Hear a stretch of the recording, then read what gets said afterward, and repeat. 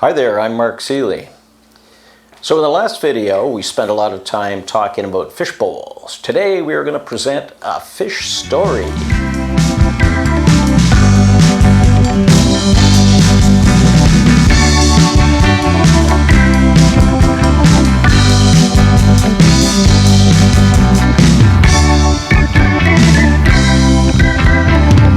This is a fish. Now the thing about a fish is they travel in schools and they tend to all go in the same direction. If one fish goes left, they all go left. If one goes right, they all go right. If one goes up, they all go up. If one goes down, they all go down. If one goes back, and they all go back. And if one goes forth, they all go forth. You get the picture. This is a fishbowl. As you will notice, my head doesn't actually fit inside the fishbowl. One could say my head is too big. I guess hypothetically, if when I was small, had my head become inside the fishbowl, could remain in there, my head would simply grow to assume the shape of the fishbowl. And sure, it might have gotten a little uncomfortable from time to time, but it could fit as long as I was comfortable and perhaps until I grew out of it. But for me personally, I was never into fish bowls from the get-go. Now fish bowls are almost totally internally reflective. The curved edges of the bowl keep light that comes in from the outside from escaping. Commensurately, for those inside the fish bowl, the reflection would blind them to what is truly going on outside the fish bowl. It stands to reason that those growing up inside the fish bowl won't really have a sound grasp on anything going on outside the fish bowl. And most importantly, they won't have a sound grasp on external realities that impact the sanctity of their fishbowl. In this way, we have inside the fishbowl experts who reassure us on our fishbowl perspective and who don't truly know what is going on in the larger picture. Now in our school, we learned a lot of things. We learned left, right, up, down, back, forth, all from the fishbowl perspective. We learned about our fishbowl history that is crafted from the fishbowl perspective that is consequently not quite complete. And similarly, we learned about our fishbowl government, fishbowl democracy, our fishbowl academia's curriculum using only fishbowl internalities kept us focused to within the fishbowl. Conspicuously carved out was any notion of an external determinacy. That notion of something outside the fishbowl might be managing lives within the fishbowl. It's a bit like trying to put together a jigsaw puzzle with most of the pieces removed. Having no grasp of externalities, although we would see it from time to time, fish couldn't really explain that oft-cited hand that feeds. Me and my fishbowl friends from our school would be happily trained in coordinating our left, right, up, down, back, forth. We would study hard and work for the gold star on left, right, up, down, back, forth. Though we were keen to learn, we weren't permitted to have time for discussions about things outside the fishbowl that we couldn't directly see and that other fish would assert therefore do not exist. And if you persisted in gazing outside the fishbowl, you would be chastised by other fish as being a conspiracy theorist. Meanwhile, there is that persisting hand that feeds. With the many key puzzle pieces missing in action, our fishbowl mainstream media suggests complete pictures nonetheless. Today, our fishy mainstream media serves two purposes: to radicalize the latest fishy problems that promote the need for fishbowl recalibration, and to chastise any fish that won't sufficiently follow the radicalization. In the permitted fishbowl deliberations, the narrative is cobbled together explaining cause and effect while completely avoiding the extensively powerful apparatus that operates outside the fishbowl, such as the Club of Rome, the Rothschilds, the bankers, the Bilderberg Group, the famous Dame of Malta, and the Black Pope. They also leave out the Rockefellers, the work of the Jesuits and the Freemasons, and their related work with the Bank of England, related work of the CIA, etc., etc., etc. Within the last year, our fishbowl social media stepped up to filter fish-to-fish communications to help us further avoid considering things going on outside the fishbowl. Anything beyond left, right, up, down, back, forth.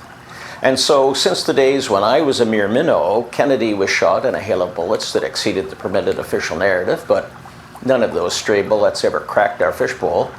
9/11 explosion shook the fishbowl, but nothing ever cracked our fishbowl. Under the many ensuing fishbowl determining events like wars and junk, Nothing has ever breached the fishbowl. Eventually, the hand that feeds decided to focus the fish on the idea that we were compromising the sustainability of our fishbowl. Through our careless habits in tending the fishbowl, we were heating things up, a phenomenon they referred to as global warming. We were thus required to start following certain commandments from the hand that feeds. Then this one day, a plague hit the fishbowl that, when coupled to the warming issue, magnified these commandments from the hand that feeds. So fish across the board complied, hoping that in return, the hand that feeds would return them to normal. The problem was, without any concept of the fishbowl externalities, unbeknownst to the average fish, the hand that feeds was actually one of many hands that feed, that together were tending many fishbowls simultaneously. We had reached a point where we started to realize that the hands that feed had the objective to bring all the fishbowls, many fishbowls, together within one honking common fishbowl. They referred to this as the New World Order. Then some fish, putting two and two together, thought the warming and the plague were tools used by the hands that feed to convert the fish. And some fish grew particularly concerned when one of the hands that feed indicated there would not be enough room for all fish in the new fishbowl. Now, of course, we have capitalist fishbowls like ours, we have communist fishbowls like theirs, we have powerful fishbowls like the fishbowl of the United States of America, and we have weaker fishbowls like the Canadian fishbowl. Building on their created tools of change, the hands that feed brought forward the basis to bring us all to a common denominator through Build Back Better and Green New Deal. This was sold to the fish by the rather fishy sales leadership who had the opportunity to meet with the hands that feed, the ones that don't exist, on a regular basis, in a forum they were called the G7. These programs were gleefully absorbed by the average happy fish who remained quite contented by remaining oblivious to the hands that feed. Now, in order to bring China into an equilibrium with the Western world, it was important to transition Western capitalism to socialism. The strongest capitalistic fishbowl had to be systematically dismantled. To do this, the hands that feed adjusted democracy to install an old fish that, when he wasn't sleeping, demonstrated maximal allegiance to Green New Deal and Build Back Better. This dismantling of the power structure provided the footing for the hands' transition to socialism. Some fish who have observed the hand that feeds from time to time have assumed that, given that it is feeding, the hand that feeds is a benevolent hand that loves fish and likes to tend to their interests. Certainly that is how the hand self-advertises. Some fish, on the other hand, think the hand that feeds uses theatrics of fishbowl misfortune pumped out by the mainstream media to push an agenda. Some have suggested that the hand that feeds have instigated the misfortune in the first place. Fish have started to wonder, is this a hand or a sleight of hand? Now, if one were to analyze how fish analyze, you could categorize the various fish perspectives into groups called protocols. 4 protocols of fish thinking per the last video. One would find that roughly 60% of the fish are protocol 1, where thinking outside the fishbowl is verboten. 20% of the fish are protocol 2, 15% are protocol 3, and 5% are protocol 4. For the 60%, there is no hand that feeds. Consequently, for them, all fish must confront the pandemic by following expanding commandments of the hand that feeds. Admittedly, this poses a contradiction within their circular reasoning.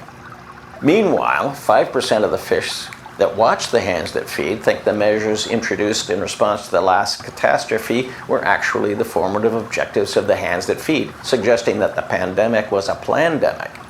For them, the catastrophe is merely the launch vehicle for which the commandments are the payload. It is in this way that the obsession of the hands that feed have evolved from demanding that fish wear masks as a pledge of allegiance to the demand that we shut down and wear the masks, to the need to fight the calculated case count while shutting down and wearing masks. Now, fish have that tendency to move around, that left, right, up, down, back, forth thing. In order to track the fish, we can use a fish finder, and to assist in target recognition, we need to introduce a process we'll refer to as fish doping. Here, through many successive doses of serum, a detectable profile will eventually be built up within the fish's chemistry to establish a signature as unique as the fish's DNA, ostensibly a readable chip. We just then need the fish engaging in left, right, up, down, back, forth thingy to observe social distancing rules for enhanced target discernment in our fish finder. Fish without the fish passport will not be joining the schools. For them, there will be no left, right, up, down, back, forth.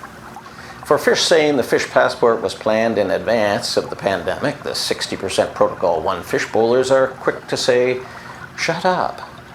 But the Protocol 4ers go on to surmise the health of fish is not in the equation, and those fishy case counts, coupled to removal of traditional cold therapies, became the basis for maintaining the imperative, come hell or high water. With the inability to see outside and the inability to distinguish between voices of science and science-based voices of the science politic, the hands that feed have been relying upon the Protocol 1 fish bowlers to champion their cause, to resign other fish to acceptance of the commandments of the hands that feed.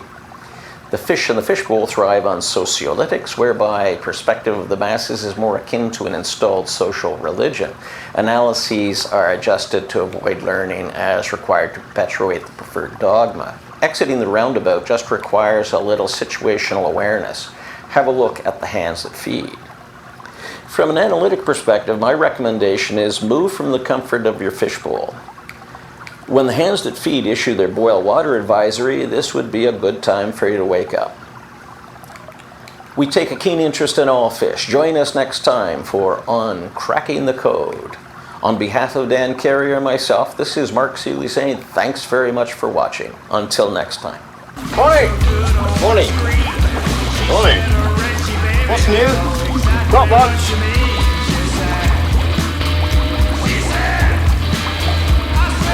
Morning! Morning! Morning! Morning! Thanks for just asking what's new. Yeah. Hey, look! How it's being eaten! You see?